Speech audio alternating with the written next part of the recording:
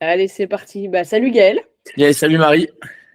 On est là aujourd'hui pour parler altéro, on est là pour parler programmation, on est là pour parler de toi. Donc aujourd'hui, ce que je te propose de faire, c'est de te présenter un peu à ceux qui ne te connaîtraient pas ou ceux qui aimeraient en savoir un peu plus sur toi. D'accord, bah déjà, salut à toi qui écoute le podcast. Bah, écoute, alors mon prénom, donc Gaël, nom de famille Lefebvre. Donc moi, je suis préparateur physique depuis environ 6 ans approximativement.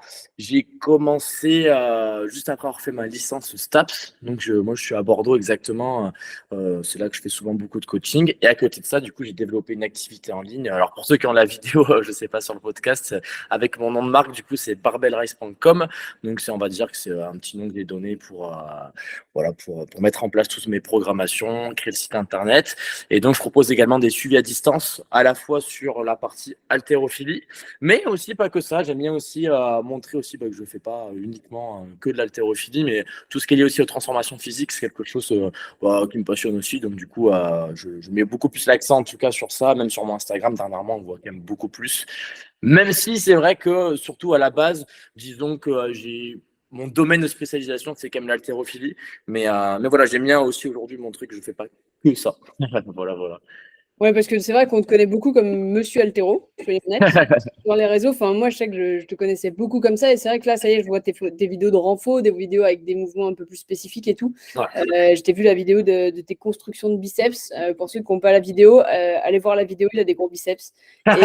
Et, et un super t-shirt, d'ailleurs, je veux un t-shirt, hein. Tu me diras où est-ce que je peux le trouver Ah parce ben qu'il carrément, avec il plaisir. est Je te vraiment prépare. canon. Il est vraiment canon. Ok, donc préparateur physique depuis 6 ans, c'est ça. Ouais. T'es tombé dans l'haltéro comment? Enfin, dans l'haltéro et le sport en général. Bah, en fait, moi, à la base, mon sport de base, et c'est toujours ma passion aujourd'hui d'ailleurs, et justement, j'ai aussi énormément envie de mettre le pied dedans. Moi, à la base, je viens du rugby. Et du coup, depuis petit, je fais le rugby depuis le plus jeune possible, les catégories baby qu'on appelle. Donc voilà, vraiment, je dois avoir, je sais pas, 15, 16 ans de rugby. Je n'ai pas le calcul là comme ça en tête, mais à peu près. Donc j'en ai fait énormément. Et après, tu sais, c'est un peu le discours qu'on entend souvent. Je me suis fait des croisés et tout. Non, mais c'est vrai que je me suis fait des bonnes blessures à la cheville. Quand même, je me suis fait opérer d'une ligamentoplastie, pour ceux qui connaissent. Et ma cheville tenait pas. Mais bon, la vraie raison, c'est surtout que j'ai jamais réussi à poursuivre à haut niveau par la suite, quoi. Et c'est vrai que ça m'a cassé un peu le rythme. Et même mentalement, quoi. C'est vrai que des fois, te remettre des blessures, c'est pas forcément évident. Donc il y a l'excuse de la blessure, mais voilà, après, il faut aussi reconnaître que quand tu n'as plus le niveau, tu n'as plus le niveau. Mais donc, dans un second temps, en fait, moi, j'étais à Agen de base. Pour ceux qui ne connaissent pas, c'est entre Toulouse et Bordeaux. Et en fait, les études, disons, l'académie, elle est reconnectée à Bordeaux. Donc, du coup, moi, en fait, j'ai fait ma licence TAPS directement à Bordeaux. Et bon, en gros, en arrivant à Bordeaux, je me suis dit, bah, écoute, Gaël, arrête le rugby, tant pis, c'est pas grave. Parce que je me suis dit, allez, changement de vie, je me mets à fond là, en mode études, même si tu n'es pas le meilleur étudiant. Mais disons que j'ai eu quand même ma licence et en même temps, voilà, je me suis dit que c'était la période pour faire la transition au niveau du sport. Et c'est là que je me suis dit, bien, je vais peut-être me mettre à faire autre chose parce que de base, j'étais toujours dans le sport, donc j'arrive pas à couper du jour au lendemain, c'est surtout pas du tout ce que j'avais envie de faire. Et en fait, j'ai suivi mon grand frère du coup qui allait à un fitness park et je me suis dit, go, allez, je vais le suivre, je vais voir un peu ce que ça donne. Et de base, de toute façon, j'adorais vachement en fait le monde de la musculation parce que quand j'étais petit, on va peut-être idolâtre un peu forcément les joueurs de rugby et tout. J'étais en mode, wow, j'ai envie d'avoir des. Bah tiens, tu parlais de biceps tout à l'heure. Je me disais, j'ai envie de remplir le manche du t-shirt comme eux. Donc voilà, après, finalement, de base, en fait, c'était déjà un monde, un univers que j'aimais bien. Et en suivant mon grand frère, ça m'a permis de vraiment, vraiment mettre le pied dedans à fond. Et après, bon, naturellement, je commence à regarder des petites vidéos sur YouTube. Je tombe sur une personnalité, je sais pas si vous connaissez, c'est Chris Powell. En fait, c'est quelqu'un à l'époque, c'était sur W9, qui faisait des transformations physiques, qui faisait des petites émissions comme ça. C'est un Américain. Alors, c'est le truc assez stylé, américanisé et tout. Mais j'adore, quoi. Et du coup, je regardais un peu des vidéos de ça, je regardais un peu sur du contenu YouTube. Et je le voyais avec un bodybuilder aussi, Steve Cook et tout. Et en gros, ils faisaient des vidéos. Et à un moment donné, ils font une vidéo un peu dans le style un peu CrossFit, quoi, en gros. Un entraînement un peu coupé, vraiment plus tourné prépa physique. Et je me suis dit, ah ouais, franchement, vachement, je trouvais ça vachement stylé. Et après, avec des suggestions YouTube, je tombe sur quoi? Je tombe sur des vidéos pure CrossFit. Ah tiens, du coup, je vois un peu d'haltérophilie. Et après, moi, j'étais en mode, bon, ok, je vais faire du crossfit, c'est stylé. Mais au final, en faisant du crossfit, j'ai tellement pris goût pour l'haltéro que je me suis dit, écoute, Gaël, bah, spécialise-toi à fond vraiment dans l'haltérophilie. Et c'est un peu comme ça, finalement, qu'aujourd'hui, disons que je suis prépa physique qui me suis spécialisé dans l'haltéro, mais qui, de base, aime bien, du coup, tout ce qui touche aussi, tout ce qui est transformation physique. Et là où, en ce moment, je mets un peu plus l'accent dessus pour me diversifier un peu, quoi. Voilà, voilà. C'est rigolo parce que quand on tombe dans le CrossFit, il y a 2 teams, la team haltéro et la team jamais haltéro, tu vois. Ouais, ouais, c'est J'ai vrai. choisi la team haltéro. Ouais, grave. Mais j'aime bien le reste aussi. Hein. Tu vois, en ce moment, par exemple, je fais beaucoup plus de circuits avec du cardio et tout. C'est juste que moi, en fait, j'ai un peu ma philosophie d'entraînement où, en gros, j'adore le crossfit, j'ai aucun problème avec ça. Mais il y a certains petits formats d'entraînement où je suis pas trop fan et sans vouloir trop critiquer. Et souvent, ce que j'aime bien dire, je dis, bah voilà, je suis préparateur physique et il y a des choses où, pour moi, on est un peu dans la destruction physique. Voilà. Maintenant, je dis pas que c'est le cas de tous les WOD. Je dis juste qu'il y en a certains qui sont pas forcément ultra bien construits. Et je trouve qu'il faut quand même reconnaître que parfois on peut faire mieux. Et même dans un aspect compétitif, je trouve que même pour tester des qualités physiques et vraiment dire qui est le meilleur, je sais pas, en aérobie, en anaérobie, bref, en explosivité et tout, ben, je trouve quand même qu'on peut faire les choses parfois un peu plus proprement. Après, c'est mon point de vue, mais. Après, je pense que là où tu as raison, c'est que de toute manière, du moment où tu mets des moments aussi complexes que l'haltérophilie sur un time cap, enfin, forcément, je ne vois pas comment la forme ne peut pas en prendre un coup, puisque c'est là, tu ne te concentres pas sur la forme, tu te compenses sur la rapidité. Moi, je me souviens de. C'était qui? Hayley Adams qui faisait un clean. Ouais. Là, si tu te souviens de son clean? Oui, ça me dit avec les coups de très bas, je Avec les coups crois. de bas, elle Ouais, était en mode avec le bonbon dos parce rond que et tout. c'était Bah ouais, c'est ça. super lourd pour elle et en même temps, voilà, il fallait qu'elle termine son truc. Mais effectivement, des fois en CrossFit, on n'a pas forcément le bon mouvement et c'est important aussi justement de faire une prépa sur comment acquérir le bon mouvement pour pouvoir le faire de manière répétitive dans un temps imparti sans te Ouais. blesser Mais, et sans porter des charges qui ne sont pas adaptées à ta capacité physique actuelle en tout cas. mais tu vois, ce que je dis toujours aux gens, hein, à ceux que je coach, typiquement, tu fais le WOD Isabelle. Donc, Isabelle, pour ceux qui ne savent pas, c'est 30 snatch for time. Et c'est vraiment un sprint, hein, c'est hyper court. Et même si on a une charge de travail qui nous correspond, dans tous les cas, hein, on est obligé d'aller très vite. Forcément, même pour, je vais aller encore plus loin que ça, hein, pour performer et faire un bon chrono, vous êtes presque obligé d'avoir un mouvement pas bon. Alors certains vont me dire, oui, Gaël, t'as bu, tu peux quand même fixer ton dos et tout. Oui, certes, tu peux quand même fixer ton dos, mais quand même, mine de rien, tu risques de pas avoir quelque chose hyper propre, quoi. Donc, ouais, t'as pas le choix, des fois, à cause du chrono et du facteur fatigue, naturellement, bah oui, tu vas acquérir de mauvaises positions. C'est pour ça que, typiquement, si je me disais, je sais pas, qu'on doit faire un test, un WOD pour évaluer, je sais pas, ta capacité sur du 30 secondes approximativement, c'est ce qu'ils font sur du haut niveau, à peu près, hein, au niveau Isabelle. Bah, je me dis, tu peux très bien faire un énorme sprint de rameur avec, je sais pas, des burpees, mais tu peux faire un truc plus safe au final qui est sûr à 100% de respecter un peu la mécanique de ton corps. C'est juste vraiment sur ça où parfois j'apporte un petit aspect critique. J'ai d'autres exemples, hein, mais le handstand, le wall walk typiquement. Donc on monte contre un mur en marchant sur les mains. Moi, j'adore utiliser ça d'un point de vue skill de gym pour développer un peu justement ton renfort et tes capacités à apprendre dans un second temps peut-être à marcher sur les mains, etc., etc. C'est peut-être donner une première approche. Mais le mettre en WOD sous fatigue, précipité, à part peut-être perdre ton gainage, te faire mal au bas du dos, aller trop vite, je sais pas, faire un faux mouvement d'épaule. Je trouve ça un peu dommage, quoi. Mais après, attention, pour conclure, j'apporte un petit aspect critique, mais globalement, c'est très bien et il y a plein de très bonnes choses. Attention, hein, je suis pas là juste pour Non, mais critiquer. toi, tu es dans le détail et c'est normal, Ouais, c'est ton focus. Donc, effectivement, dans le détail, mais on le sait tous, hein, dans le détail, il y ouais, a des choses qu'on pourrait améliorer et des postures qu'on pourrait améliorer. Tu vois, on parlait avec training thérapie, bah, c'est dans le même principe, ils sont dans la posture, tu vois. Donc, en gros, dans la posture, il y a des choses qu'on pourrait améliorer. Dans le CrossFit, des fois, on ne le fait pas et c'est dommage. Mais voilà, aussi, c'est la contrainte du sport et c'est à nous aussi de faire l'effort à côté de suivre des programmations compétentes qui nous permettent justement d'apprendre comment se positionner correctement ou de s'entraîner dans une box qui te permet de choisir des charges qui sont suffisamment légères pour pouvoir être corrigées et réduire le risque de blessure. voilà. Mais tu vois, je trouve ça toujours intéressant. Tu vois, j'ai mon point de vue, mais j'ai mis aussi, c'est ce qui rend, je trouve, les choses intelligentes. Bah, c'est aussi si je contre moi-même mon point de vue, bah, je pourrais très bien m'auto-contrer et dire, bah, tu sais, Gaël, quand tu fais du rugby, il y a un côté dangereux aussi. Voilà. Et non, mais c'est vrai. Donc, Oui, mais typiquement, c'est sûr. donc c'est vrai que faire de la compétition de CrossFit, il faut juste accepter et comprendre qu'on n'est plus dans le sport santé. C'est pour ça que c'est important, je pense, pour ceux qui vont en boxe, de se dire, OK, il y a peut-être des choses, des formats qui ne sont pas tip-top, mais c'est le sport qui demande ça pour de la compétition. Nous ne sommes plus dans le sport santé. Par contre, si toi, tu recherches une préparation physique, comme le nom l'indique, une préparation pour le corps, bien là, effectivement, peut-être qu'il faut que tu t'orientes vers une programmation qui est un peu plus adaptée à toi. Et ça ne veut pas dire que tu ne te challenges pas du tout. C'est juste que, bon, si tu ne vas pas faire les CrossFit Games, est-ce que vraiment ça vaut le coup de prendre le risque parfois de faire des petites blessures? Je pense qu'il faut juste savoir vraiment ce qu'on veut et ce qu'on recherche, mais il n'y a pas de bien et de mal au final, c'est juste comprendre comment ça fonctionne.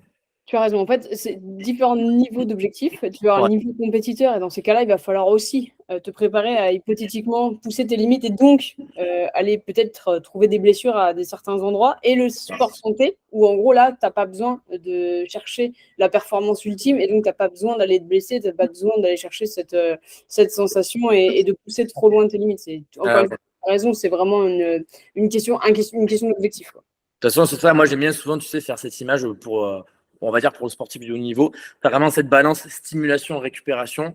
Allez, admettons, on va parler de prendre du muscle. Vraiment, on est dans un objectif de prise de muscle. Bien, tu vas travailler, admettons, allez, on va reprendre les biceps en exemple. Bah, tu vas travailler énormément tes biceps. Tu vas créer la stimulation. Mais tu vas jouer pile avec le seuil qu'il ne faut pas dépasser, justement pour pas aller vers la blessure.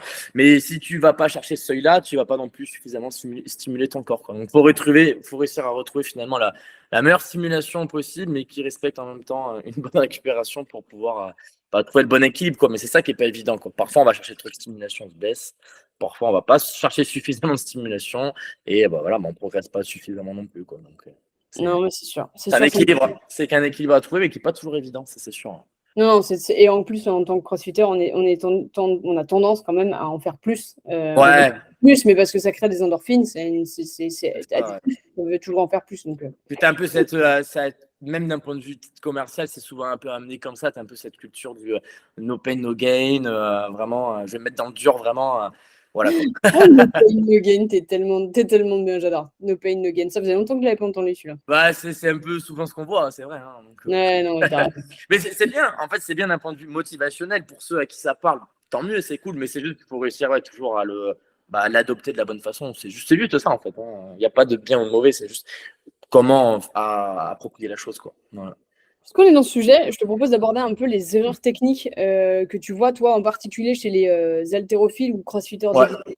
C'est quoi, dirons-nous, la principale erreur que tu vois à répétition et quel conseil donnerais-tu pour ceux qui nous écoutent et pour éviter de la faire? Ok, sans hésiter directement, il n'y a même pas besoin de réfléchir longtemps. L'erreur vraiment principale que je vois tout le temps, c'est que le crossfitter, alors c'est pas de sa faute, c'est justement ce qu'il retrouve la plupart du temps dans sa routine d'entraînement, il a tendance à beaucoup trop utiliser son schéma corporel hanche et pas suffisamment le schéma corporel jambes. Alors dans l'haltéro, comment ça va nous parler? Admettons, il fait un snatch ou un clean, il aura tendance à faire la majeure partie de son mouvement avec les hanches. Et pour faire simple, il va avoir tendance à taper la barre et l'envoyer vers l'avant. Alors que normalement, l'haltérophilie est majoritairement un sport de jambes. Il faudrait par exemple plutôt le comparer à un saut en hauteur. C'est vraiment dynamique avec la mécanique qui se fait autour des genoux en gros. Et l'intensité qu'on devrait mettre dans l'extension devrait plutôt partir des genoux. Vraiment, c'est un sport de jambes. Et c'est ça qui va plutôt nous créer de la verticalité et une bonne trajectoire de barre. Parce qu'au final, l'haltéro, on se le dit, c'est ça. On déplace une charge d'un point A à un point B sur le plan vertical. Et souvent, d'ailleurs, ce que j'aime bien dire en séminaire aux gens, c'est faire ce parallélisme au saut en hauteur. C'est-à-dire que lorsqu'on fait un saut en hauteur, bien, au final, on retrouve un mouvement de verticalité. C'est vraiment exactement dans le même principe. Donc, on pourrait vraiment faire ce parallèle avec l'haltéro. Et on peut constater certaines choses qu'on fait lorsqu'on fait un saut en hauteur. Exactement, c'est quand on s'apprête à faire un saut en hauteur, on a tendance tous naturellement à engager les genoux vers l'avant. C'est ce qui va nous permettre de trouver de l'élasticité musculaire dans les quadriceps, trouver cette tension-là. Et en même temps, on a tendance aussi à s'équilibrer sur l'avant du pied. Ça, on le fait tous naturellement. C'est-à-dire que si on ne tient pas une barre dans les mains, on nous dit bien essayer de toucher le plafond. On va s'apprêter à faire un son hauteur, on a les genoux engagés vers l'avant, on est sur l'avant du pied. Et souvent, quand on a une barre d'haltérophilie dans les mains, on a tendance à pas forcément le faire, tout simplement, parce qu'on a une charge dans les mains, donc forcément, ça rajoute des contraintes. Mais en tout cas, voilà, le meilleur conseil que je peux donner à quelqu'un, c'est de comparer plutôt l'haltérophilie à son hauteur, et essayer de faire vraiment ce parallèle entre les deux, et surtout, voilà, privilégier plutôt un schéma corporel jambes et non pas hanches. Maintenant, pourquoi le crossfitter a tendance à souvent utiliser les hanches? Typiquement, parce que si jamais on est pris par le chrono et qu'on doit faire, je sais pas, rapidement des grands overhead, des snatchs, forcément, dans la facilité et sous fatigue, on a tendance à tout faire dans les hanches. Donc forcément, le corps prend ses automatismes, prend ses habitudes-là, prend même ses points forts musculaires-là, parce que souvent, le crossfitter a tendance à avoir un plus gros deadlift qu'un squat, hein, à part celui qui fait du haut niveau, attention, qui aura sûrement cette situation-là aussi, mais il y aura beaucoup moins de disparité, quoi. Ce sera différent. Mais typiquement, un haltérophile pro, il a autant en squat qu'en deadlift, hein, pour faire simple. Il a une mécanique de jambe qui est vraiment bien présente, quoi. Donc c'est vraiment ça, en tout cas, le point sur lequel faut faire un focus quand on est crossfitter et qu'on veut s'améliorer en haltéro, c'est se dire, OK, je fais un sport de jambes et je dois du coup travailler de façon à pouvoir réussir à utiliser mes jambes, parce que c'est ça qui va me créer une bonne trajectoire de barre. Et surtout, c'est comme ça que je vais réussir à créer une puissance sur le plan vertical, quoi. Voilà, voilà. Et c'est cool parce que tu vois, tu nous lances des pépites. Moi, j'avais jamais entendu la comparaison sur le saut en hauteur. Jamais, pour être très Ouais. honnête avec toi. Effectivement, on n'arrête pas de te dire engage tes hanches, engage tes hanches. Donc en gros, non, mais c'est super parce que c'est des vraies pépites. J'avais jamais réfléchi à ça. Alors, je savais que l'haltérophilie était un sport de jambes, mais j'avais jamais pensé que la mécanique viendrait du genou et donc sur le bas de Ouais. ton corps. Je pensais que ça venait vraiment de la section du milieu. Donc, c'est vraiment, non, c'est super important de remettre ça en place. Je ne sais pas si ceux qui nous regardent sur YouTube, vous pouvez nous mettre des commentaires sur si vous étiez au courant de ce que Gaël vient de nous lâcher comme pépite, mais clairement, c'est hyper intéressant.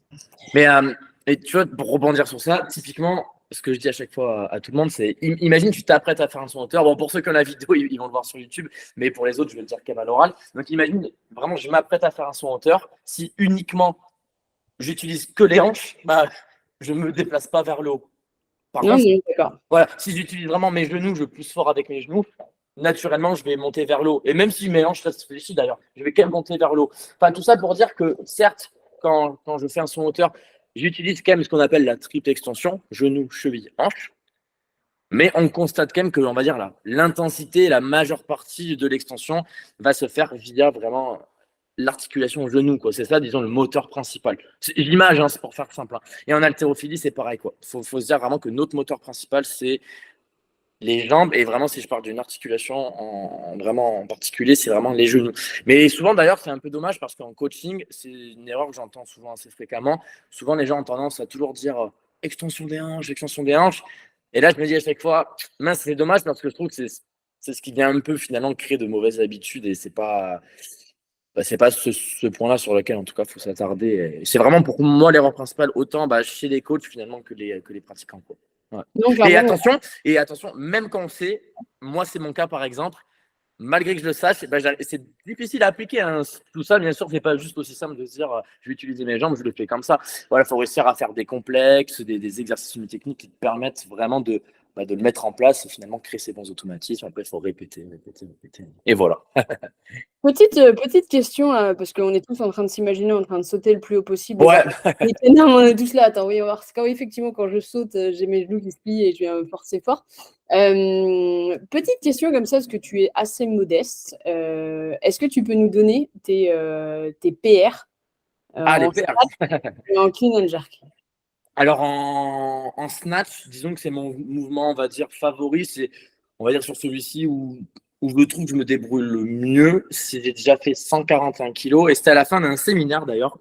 J'avais la motivation du groupe en fin de journée. Et pour la petite parenthèse, vu que tu fais que tu es en nutrition, ce qui est assez marrant, c'est que le jour où j'ai fait mon 1 RM, tu vois, j'avais mangé une petite salade Manhattan au midi. Au midi, j'avais rien dans le bide. Tu es censé quand même être fatigué de la journée quand même de stage. Tu as parlé toute la journée.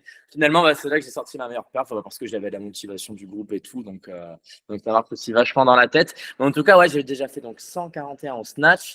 Alors, j'ai déjà fait plus des blocs. Ce sera peut-être intéressant de dire pourquoi on est meilleur des blocs d'ailleurs dans un second temps. Et en des blocs, j'ai déjà fait 144 kilos. Donc, des blocs, hein, c'est des départs genoux pour ceux qui ne voient pas. Mais en hang, ça reviendra au même. Je sais que je suis meilleur également en hang. Mais sinon, en clean and jerk, en clean, j'ai déjà fait 170. En jerk aussi. Donc, les deux mouvements dissociés. Par contre, en associé, j'ai fait 160 161, ouais. Mais c'est dur de refaire 170 parce que en fait, le squat me coûte énormément et après, pour jeter, je suis juste KO. D'où Ouais, la différence avec le mouvement associé et le mouvement dissocié. t'es déjà tellement fatigué sur ton clean que c'est difficile de venir pousser. Ouais, tu vois les étoiles, là, t'es en mode, oh, c'est pas possible. Bah non, mais voilà, c'était important de le dire parce que moi, je te suis un peu enfin, je te suis carrément même sur Instagram et j'ai vu des jolis perfs et toi porter lourd généralement. Et c'est assez impressionnant. On voit une mécanique qui est extrêmement bien réalisée. Donc voilà, je voulais quand même que tu puisses tu vois, te faire Ah, mousser merci. un peu. C'est le moment du moussage total où tu peux justement dire à quel point tu arrives à soulever lourd. Toi, quel conseil tu pourrais donner aux athlètes qui aspirent à exceller dans ce domaine, dans l'haltérophilie? En fait, pour faire un résumé très simple, moi, je leur dis à chaque fois, l'haltérophilie égale technique plus force. C'est-à-dire qu'en gros, si on regarde déjà d'un point de vue technique, ce qui est assez logique, je pense, comme dans tous les sports, si tu veux optimiser tout ton travail de force et juste réussir à bien exécuter la mécanique du mouvement pour diriger la barre au bon endroit, forcément, tu dois avoir une technique qui te permet justement donc de faire le mouvement. Et à côté de ça, bien sûr, ça reste quand même également un sport de force. Et nous, en haltérophilie, si on regarde bien, on a besoin de la force sur deux plans pour élever la barre du sol jusqu'en haut, c'est-à-dire lors de la phase de tirage, et ensuite, bien sûr, lors des réceptions, lors de la phase de squat, donc pour pouvoir réussir à remonter la barre ensuite. Parce qu'on joue un peu avec la gravité dans ce sport, si on regarde bien.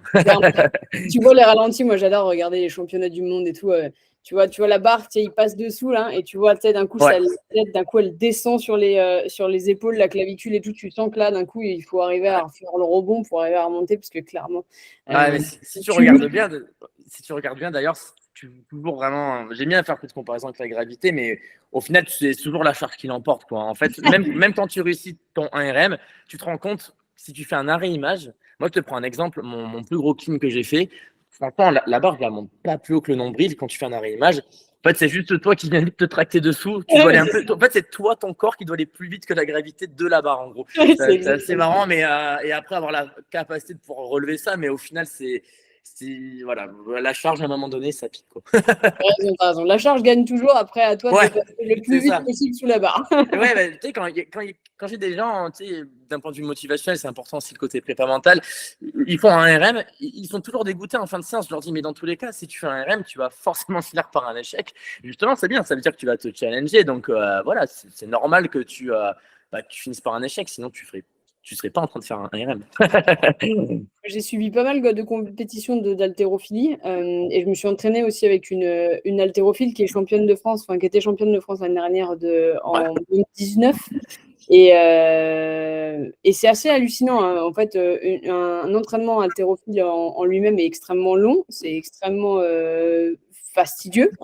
Moi, j'étais plutôt dans le crossfit à fond, donc c'est vrai que le lendemain, j'ai vraiment eu du mal à marcher. Alors, je pensais me sentir résistante, mais en fait, tu t'aperçois que tu bouges énormément de poids, même si tu ne fais pas beaucoup de reps. En fait c'est long. C'est des entraînements qui sont longs et intenses. Ouais. Ouais, j'ai halluciné et j'ai vu des compétitions, donc j'étais dans le public.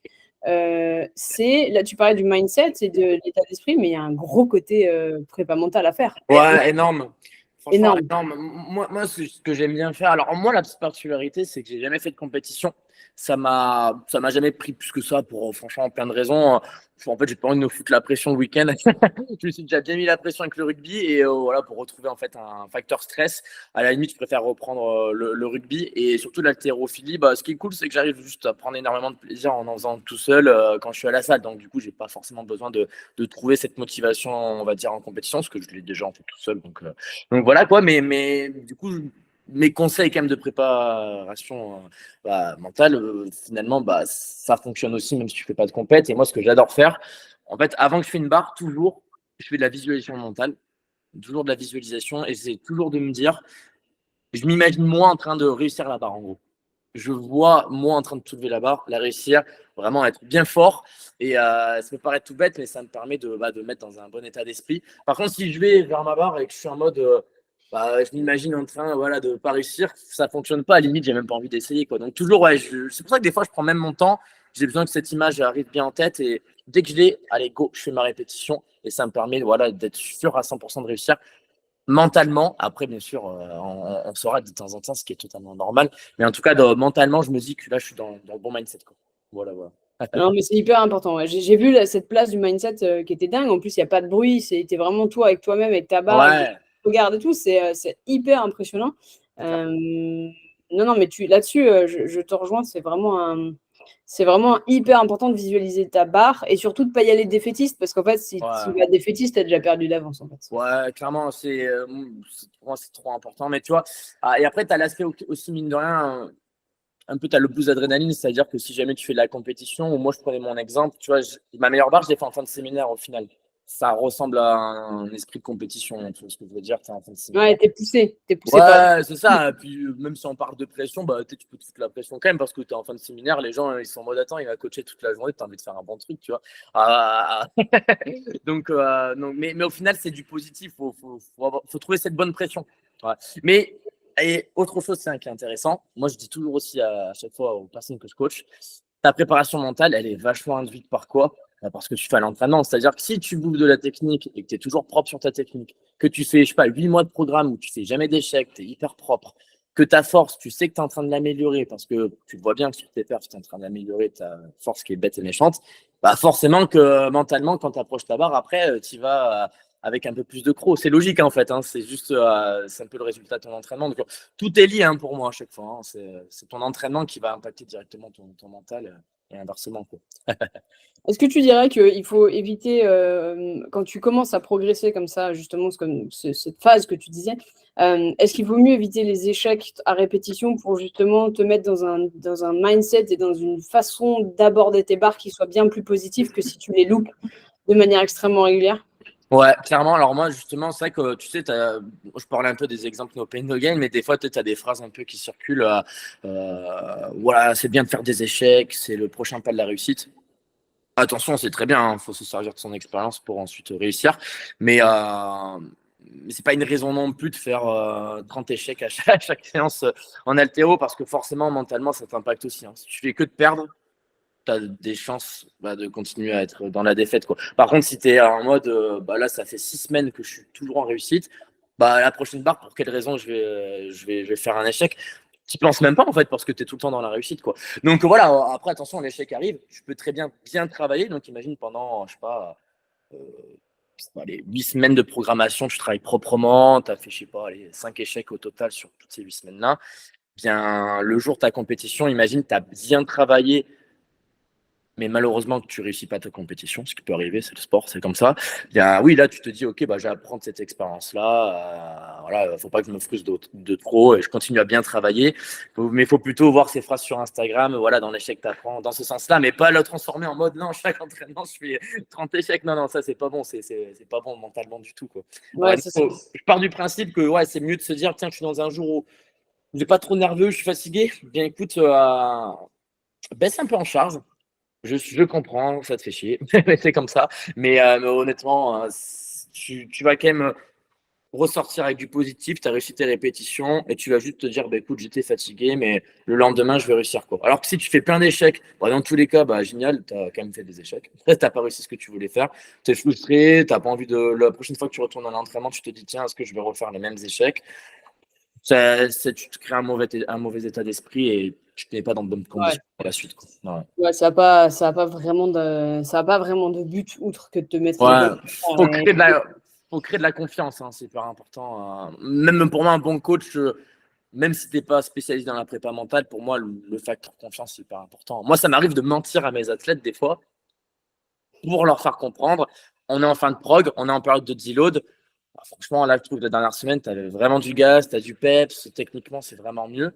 Bah, c'est un mensonge, mais c'est pour lui permettre d'être meilleur dans un second Ouais, temps. ça va le booster. Ça va le Bah booster. ouais, c'est pour le booster. Je trouve ça hyper important. Si je lui dis, non, là, je trouve qu'en ce moment, franchement, c'est pas bon du tout, ça va pas le booster. Et parfois, juste parce que mentalement, la personne est dans un bon mindset et elle se dit, le coach te dit, t'es fort, directement, ça crée un impact. Moi, je le sais par expérience. ça fonctionne vachement, ce genre de choses-là quand je coach. Voilà. Gaël vous ment, donc voilà. Voilà, génial, on retiendra cette hypothèse. Je mets je vous mens pour vous soyez pour dans la votre réussite, pour votre réussite. pour votre bien-être. Voilà. J'adore. Ok, donc oui, j'ai vu, donc c'est ce que tu disais tout à l'heure. Tu commences à faire d'autres vidéos qui ne soient pas de l'haltéro, qui soient du renfort musculaire. Est-ce que tu peux nous expliquer, outre le fait que tu as envie de te diversifier, en quoi le renforcement musculaire est important et pour l'haltéro et pour le crossfit? J'ai l'impression, je ne sais pas si je me trompe, mais je ne pense pas. Le renforcement musculaire, on en fait trop peu en crossfit. Et on devrait en faire plus justement pour prévenir de tout ce qui est blessure et tout ce qui est, tu vois, bobo du quotidien du crossfitter et de l'haltérophile, je pense. Est-ce qu'on est bien d'accord que c'est pour ça que tu pars sur cette dynamique de renfo parce que tu trouves qu'elle est complémentaire avec la pratique d'haltérophilie et de crossfit? Bah, carrément, c'est marrant que tu dis ça parce que je vais lancer justement tout prochainement là, donc des séminaires. Jusqu'à présent, je faisais donc des séminaires haltérophilie. Donc voilà, je fais des programmes en ligne haltérophilie. Je fais des programmes en ligne et également sur tout ce qui est renforcement musculaire, transformation physique. Et là, du coup, j'ai envie de faire des séminaires sur cette thématique-là. Et j'ai envie de faire des séminaires effectivement à destination des box de CrossFit pour mettre en avant justement quel renfort serait intéressant par rapport à leur pratique, pour justement éviter les blessures et avoir de l'optimisation au niveau des performances. Mais comme tu le dis, hein, je trouve qu'on a tendance à ne pas suffisamment en faire. Après, à la défense des gérants des box, le problème, c'est que les cours sont courts. Voilà, c'était pas du tout une attaque sur les. Ah ouais. Oh, grave. C'est qu'ils n'ont pas le temps.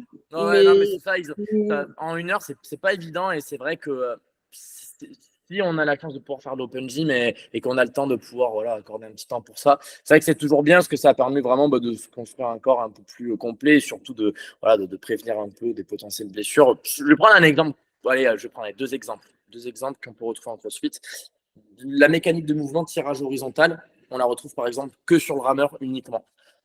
On n'a quasiment aucun autre mouvement qui nous permet de retrouver du tirage horizontal. Donc déjà, rien que ça, déjà, on se dit, mince, on en retrouve quand même pas beaucoup. Donc déjà, ce serait bien de se dire qu'en complément, en renfort, on peut faire du seal row, du dumbbell row, bref, en tout cas des tirages horizontaux qui permettent un peu de venir retrouver un certain équilibre. Je parle d'équilibre parce que moi, dans mes programmations, j'aime bien toujours avoir un ratio 2-1 entre tirage et poussée. C'est-à-dire que, alors j'avais lu ça une fois sur Internet, il n'y a pas une étude scientifique forcément extrêmement poussée, c'est plus via l'expérience, mais je trouve que ça fonctionne bien en tout cas via l'expérience. Quand je fais en tout cas 2 fois plus de tirage que de poussée, donc je donne un exemple, imagine dans une séance j'ai fait 20 strict press, bah je sais que j'aime bien faire en antagoniste 20 tractions. Inversement, je fais 10 développés couchés, j'aime bien me dire que je fais 20 tirages horizontaux. Donc avoir ce ratio-là, souvent ça me permet d'avoir une bonne santé des épaules, et ça c'est un conseil un peu bête et facile à appliquer au final qui permet un peu à tout le monde de pouvoir se gérer. Donc ouais, par exemple, typiquement là, du renfort, bah, c'est bien de venir parfois compléter sa séance avec quelques tirages. Imaginons, je sais pas, vous faites une séance où il y a plein de burpees, donc il y a bien plein de poussées avec plein de push-ups, etc. Bah, c'est vrai que juste après, ce serait cool de se dire, bien, je prends 10 minutes ou même si c'est fait un peu vite fait, hein, mais voilà, je viens un peu rattraper, rééquilibrer un peu et retrouver un ratio positif qui me permette finalement mes épaules d'être en meilleure santé, quoi. Bah, deuxième exemple ensuite, il y a tout ce qui est lié aux phases excentriques. Le CrossFit, c'est un sport où forcément on est pris par le chrono, on doit faire tout rapidement, donc on ne va pas contrôler le mouvement. Par exemple, typiquement, on fait une pull-up, on fait une traction, on va monter vite sur la traction, mais qui aujourd'hui contrôle la phase de descente? Bah, quasiment personne, quoi.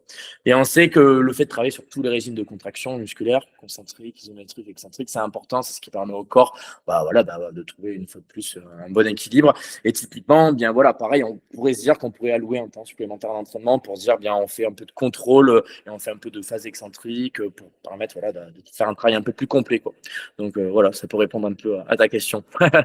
Tu fais bien, moi j'ai suivi pendant longtemps la programmation de Marcus Philly et il est beaucoup sur le tempo. Donc le tempo, j'aime beaucoup ce qu'il fait, hein, je trouve ça propre. Vraiment. Ouais, j'aime bien aussi ce qu'il fait. Il est dans la mécanique, il est dans le mouvement et il est dans cette volonté de te faire prendre conscience aussi du mouvement et de toutes les phases qui existent. Donc c'est vrai qu'il est beaucoup dans le tempo.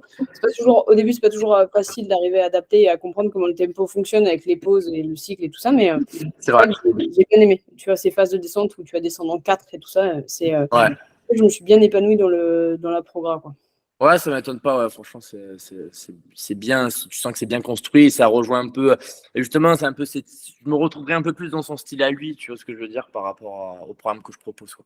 Ouais, Parce que c'est pour finalement, ça. tu vois la programmation que je propose qui s'appelle 28, en fait, si tu veux, c'est un genre de CrossFit en quelque sorte, mais un peu mixé à ce côté un peu body, on va dire en quelque sorte, où on retrouve de la musculation, où on retrouve justement des tempos contrôlés, tous ces tirages horizontaux qui sont prévus dans la programmation, et c'est un peu plus dans cette école-là, en gros, quoi. Voilà. Moi, Voilà. j'adore. C'est le juste milieu entre le CrossFit et le renfort. Ouais, j'aime bien, je trouve ça cool. Ouais. Voilà. Après, bien sûr, il y en a peut-être qui vont se dire, ouais, mais attends, Gaël, les crossfitters pro et tout. Attention, hein, le crossfitter pro, bien sûr, travaille de manière complète, hein, on est On est d'accord. d'accord. Je parle juste que si vous faites pas de compétition, que vous n'êtes pas pro et que vous avez 1 heure d'entraînement, et je vais prendre mon cas, hein, moi je suis coach sportif, je passe beaucoup de temps à l'entraînement, et je ne suis pas pro, hein, on est d'accord, hein, mais je n'ai pas ce temps justement pour forcément faire que ça, parce que bah, la journée on fait des coachings, etc. Donc c'est juste quoi, je ne suis pas pro. Donc mon métier c'est être coach, pas athlète, et typiquement, bah, dans ma situation aussi, voilà, on ne peut pas forcément tout faire parfaitement. Donc oui, c'est bien d'avoir quand même une structure, un programme qui permet, on va dire, de respecter certains fondamentaux et se dire que bien, ok, j'ai peut-être 1 heure d'entraînement, mais dans cette heure d'entraînement-là, je mets vraiment, je mets des priorités à mon entraînement en quelque sorte, quoi. Voilà. Ouais, t'as raison. On a tous des vies hyper overbookées. Et quand c'est Bah ouais, chacun sa pas vie. ton métier d'être athlète, autant faire des séances qui soient bien pensées et complètes Ouais, et pas y passer non plus 8 heures, quoi. non, c'est clair, c'est clair, c'est clair. Je voulais voir un peu avec toi là, le côté nutrition. Toi, comment abordes-tu ta propre nutrition déjà? Bah écoute, alors moi, déjà, premier truc, je pèse rien. Moi, ça Je me plaît. pèse rien. Par contre, je reste sur une méthode vraiment très simpliste. Juste, je me dis, en fait, je me prends pas trop la tête, je mange des bonnes choses. En fait, je me dis juste, je vais me dire, ok, bah, je vais manger en source de glucides des flocons d'avoine, des fruits, parce que je sais que je vais retrouver des vitamines également. Je vais manger des légumes, je vais manger des sources de protéines assez variées. Alors moi, je suis pas un gros viandard, je suis plus même presque à la limite d'être végé, quoi. Et voilà, donc du coup, je mange beaucoup de produits laitiers, des œufs.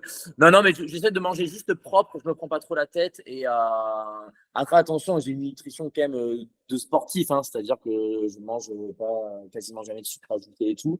Mais mon gros point fort aujourd'hui, c'est que j'ai réussi à trouver une routine de diète qui n'est surtout pas une frustration. Et je pense que pour être, je pense que le meilleur conseil que je pourrais donner à quelqu'un, parce que pendant un temps, j'ai beaucoup fait le yo-yo, à faire des diètes très extrêmes, à d'un coup, bah, finalement, péter un câble et pas du tout tenir ma diète et finir au tacos.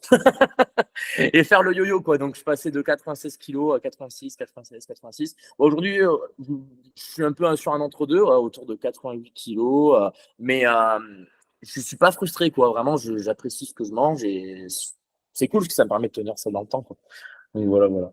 Nous, ici, on est la team no frustration, hein, clairement, on préfère parler qualité, modération plutôt que Ouais, frustration. On parle d'un équilibre qui nous permette de tenir sur le long terme. On n'est pas sur du one shot, on n'est pas sur du strict, on n'est pas sur quelque chose qui ne pourrait pas durer dans le temps. Donc là-dessus, on se rejoint vachement. On a cette même philosophie de privilégier la qualité, trouver une quantité adaptée en fonction de tes besoins et surtout pas être frustré. Parce que tu as raison, la frustration n'amène que finalement le fait bah, d'être ouais. à tenir, quoi. Enfin, tu vois, Ah, c'est impossible. À un moment donné, tu finis forcément pour te dire. En fait, si le soir, tous les soirs, tu vas dormir et t'es en mode j'en peux plus, enfin, à un moment donné, tu vas craquer, c'est obligé. on est d'accord. On est bien d'accord. Ah, J'aimerais ton avis sur le sujet. La nutrition a un impact direct sur les performances sportives. ouais, carrément. Ouais, ouais, ouais. Bah, Ouais.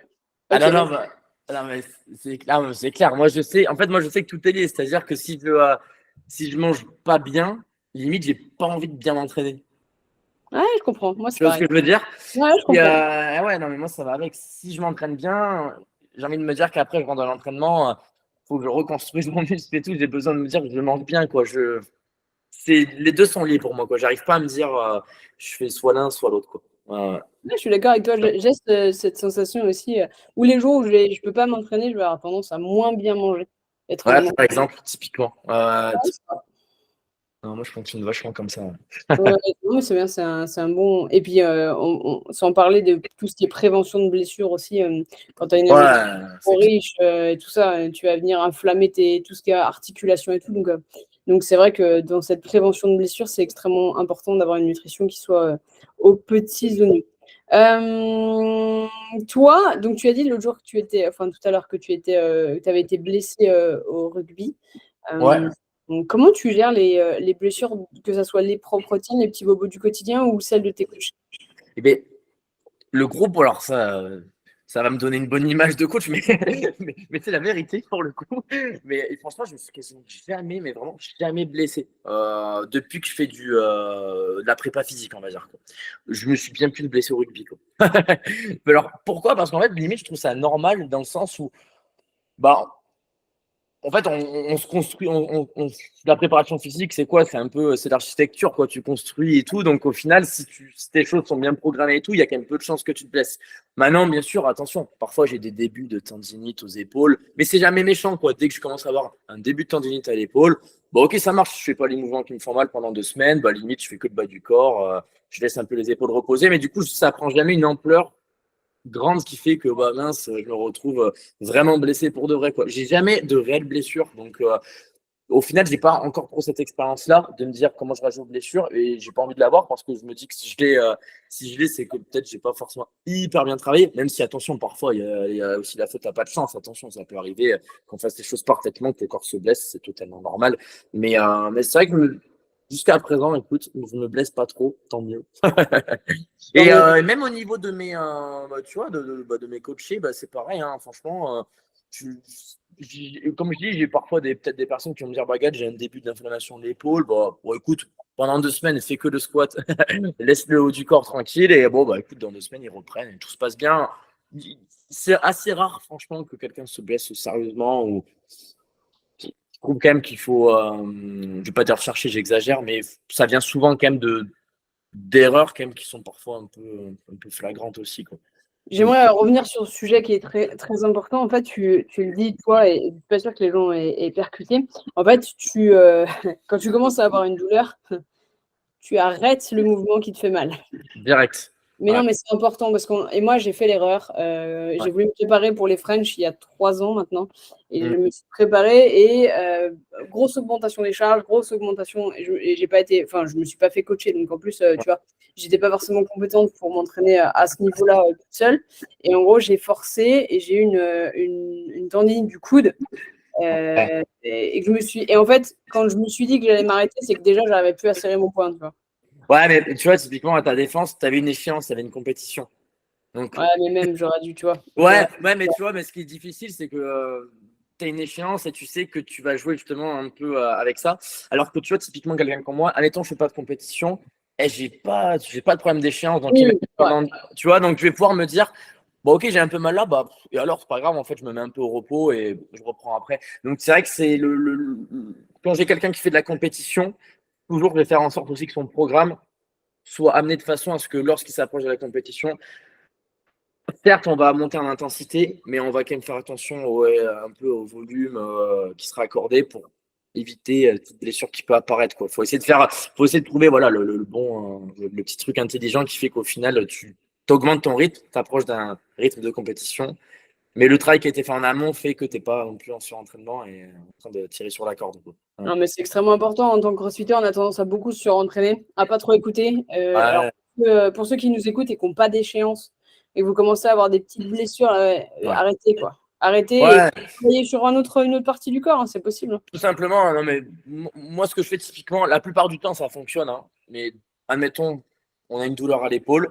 Souvent, les douleurs des épaules, on les a la majeure partie du temps plutôt sur les phases de poussée, quoi. Vraiment, je fais une pompe, je fais un chest pump. Bah, au final, bah, franchement, en fait un peu de rameur à la place, vous faites du tirage horizontal. En général, c'est rare que quelqu'un ait mal à ce moment-là. Voilà. Après, bien sûr, ça peut être autre chose de particulier auquel cas tu viens de voir un kiné du sport et tout. Mais la plupart du temps, si on fait quand même un peu attention, franchement, il n'y a pas de raison. Et comme tu l'as dit, typiquement, bah, même, allez, bah, carrément, j'ai mal même sur du rameur. Et ben, c'est pas grave, je fais un peu de squat et à faire régler, quoi. Ça passe, hein. Et attention aussi, jamais surcompenser autre part, quoi. Imagine, on a tendance à s'entraîner 2 heures. admettons, j'ai quelqu'un qui s'entraîne 2 heures et tiens, j'ai mal à l'épaule. Bah, peut-être qu'habituellement, en moyenne, il y avait, je sais pas, 1 heure de jambes, 1 heure de haut du corps.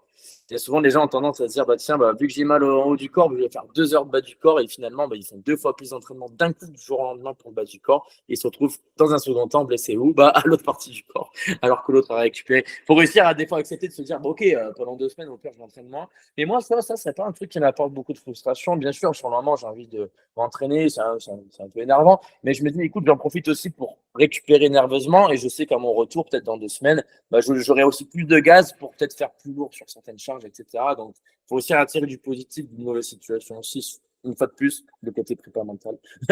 C'est important, ça permet de rester motivé, quoi. Donc, faut aussi voir cet Moi, Gaël, aspect-là. j'adore ta façon d'aborder les choses. Je trouve que tu as une approche globale de l'humain et pas juste dans la performance. Et ça, c'est hyper important. Tu as des conseils qui sont pratiques et qui sont applicables dès maintenant. Et j'avoue que c'est un plaisir d'échanger avec toi. Bah, moi aussi, merci. Franchement, c'est super chouette. Et tu vois, tu me donnes envie d'aller découvrir tes programmes. Et parce que tu vois, tu parlais de cet ensemble Eranfo et CrossFit. Moi, ça m'est particulièrement cher. Donc, franchement, j'irai voir un peu tout ça. Est-ce que tu peux nous dire un peu où les gens peuvent trouver donc, tes Ouais, programmes, comment ça se passe, qu'est-ce qu'ils peuvent y trouver? Vas-y, dis-nous. ouais, carrément. Bah, déjà, comme tu dis, moi j'aime bien mettre en avant le facteur humain. Donc, si déjà il y en a qui ont des questions, ils peuvent déjà me contacter sur Instagram. Ce qui est cool, c'est qu'avec les vocaux, bah, franchement, c'est hyper pratique de dialoguer. Donc, ne pas hésiter. Donc, mon Instagram, je sais pas si tu mettras en description, mais en tout cas, c'est Gaël Lefebvre. Je pense que c'est assez facile à trouver. C'est mon prénom et mon nom de famille. Donc, Gaël-du-bas Lefebvre.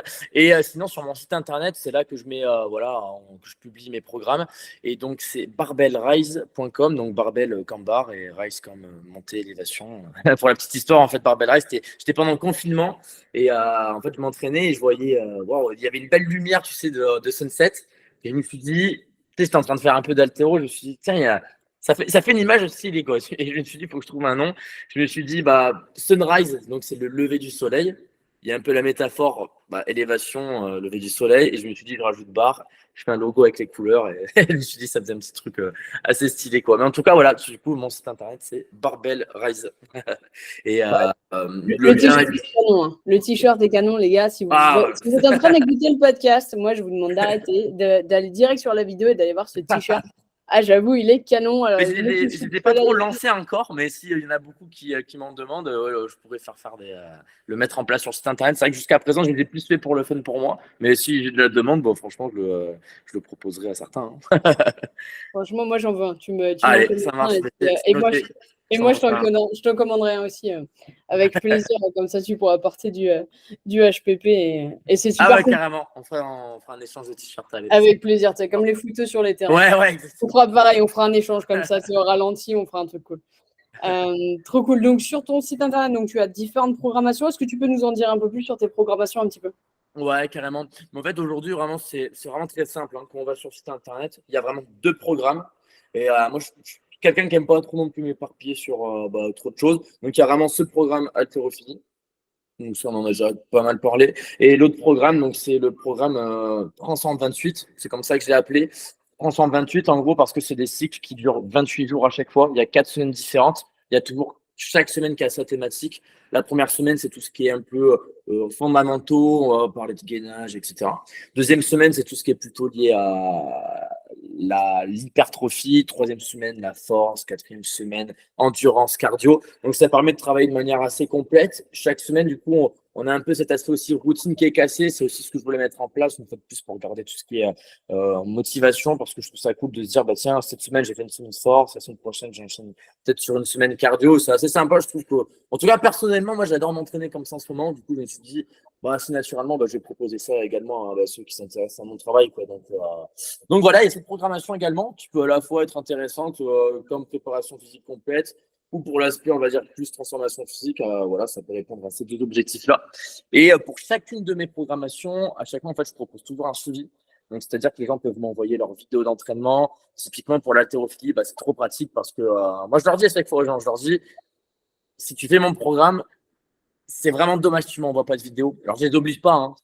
Mais en tout cas, s'ils m'envoient des vidéos, c'est trop cool parce que moi, de chez moi, je peux me filmer de moi-même avec un PVC. Bah, c'est comme si j'étais à côté, certes, c'est en différé, mais ça permet de te dire, ben écoute, là, tu étais bien placé, là, non. Et au final, c'est pour moi ça le vrai coaching parce que si je m'arrêtais juste au programme, je dirais juste, OK, bah, certes, je suis content, je fais de la programmation, c'est cool. Mais le fait de compléter vraiment avec les vidéos, les retours, pour moi, bah, ça change tout, clairement, qu'on se le dise, quoi. Ouais. Surtout en plus qu'aujourd'hui, on peut être un peu, est-ce que je comprends totalement, on pourrait se dire, le coaching en ligne, ça me fait un peu peur. Justement, faites le coaching en ligne, mais faites-le seulement, que ce soit avec moi ou avec quelqu'un d'autre, hein. Mais seulement s'il y a des retours vidéo, parce qu'au final, là, on fera du coaching. Et là, c'est là que ça devient intéressant. Ouais, je suis d'accord avec toi. C'était ma prochaine question, de savoir comment tu fonctionnais justement pour venir corriger les mouvements. Ouais. Si tu n'as pas de retour, effectivement, tu vas faire ton truc dans ton coin, mais tu vas pas, enfin, t'es pas vraiment coaché, tu suis. Mais en fait, c'est ce que je dis aux gens. Je dis, si on ne me donne pas de vidéo, ouais, ça ne veut pas dire forcément s'embêter non plus à être. Si admettons on est quelqu'un qui aime pas trop, qui n'aime pas se filmer et tout, c'est pas grave, hein. C'est juste envoyer une petite vidéo de temps en temps, mais au final les défauts majeurs ressortent toujours, hein. Mais le problème c'est voilà, si on n'envoie pas de vidéo, certes c'est cool, on a quand même une structure de base. Typiquement en haltérophilie, je vais faire des exercices pour bien travailler sur la qualité du tirage, bien travailler sur la chute. Il y a le côté proprioceptif. Il y aura bien sûr l'autre facette, tout ce qui est force, les tirages, les squats. Bien sûr, on a une structure, c'est cool, hein. C'est très bien, c'est disons 50% du travail. Mais l'autre 50%, c'est, on va dire, c'est le personnalisé. C'est-à-dire que si je vois que tous les jours, chaque semaine, j'en ai un qui en suit mes entraînements, j'en ai certains, ça fait depuis que j'ai commencé, ça fait 4-5 ans que je suis mes entraînements. Ah, je crois qu'on a perdu Gaël. Semblera-t-il que nous ayons perdu Gaël. Bon, eh ben, j'en profite comme ça pour discuter en attendant que Gaël revienne gentiment dans la visio. J'espère qu'il aura percuté assez rapidement que la vidéo s'est arrêtée pour justement vous dire à quel point c'est extrêmement important ce que Gaël est en train de dire sur... ouais, Tu m'entends? J'ai comblé en justement, je voulais mettre Super. un gros focus sur le fait est que c'est important de pouvoir avoir un retour, que ce soit en nutrition, que ce soit en haltérophilie, que ce soit en crossfit, avoir un retour de ton coach. Nous, on le fait en nutrition. Sur tes assiettes et tout, on pèse pas non plus, on fait juste au visuel ou en tout cas, tu vois, on essaye de gérer comme ça pour justement avoir un retour et pas te laisser dans ton coin. Donc toi, c'est ce que tu fais avec l'haltérophilie, donc c'est ce que tu disais avant que ça coupe, que 50% du boulot représentait aussi il y avait la prog et le côté suivi personnalisé pour des retours et pour que tu puisses t'améliorer sur des techniques où si tu n'as pas de retour, bah, tu vas continuer à faire la même erreur et tu ne pourras pas t'améliorer, quoi. Ouais, surtout qu'en plus, c'est hyper facile parce qu'en fait, dans tous les cas, même si on personnalise un programme, on aura toujours des fondamentaux, comme j'ai dit, hein, la technique, la force et tout. Bah, après, au final, c'est juste apporter des petites choses en plus. Typiquement, bah, tiens, en fin de séance dans la semaine ou avant l'échauffement, il y a ce petit défaut qui arrive souvent là lorsque tu es au point de puissance, etc. Bien, tiens, fais ce petit complexe-là et ce petit truc en plus qui fait que ça se personnalise à toi. Mais bien sûr, dans tous les cas, on conserve quand même tous les fondamentaux, hein, que ce soit des points forts ou des points faibles, hein. Donc voilà, 50% on va dire programmation et 50% tout ce qui est lié au retour pour travailler proprement. Bon, je sais pas, pour ceux qui nous écoutent, moi je suis hyper emballée. Je vais aller clairement tester une de tes progrès, tu vois. Avec plaisir. Net, je suis une quiche en haltéro.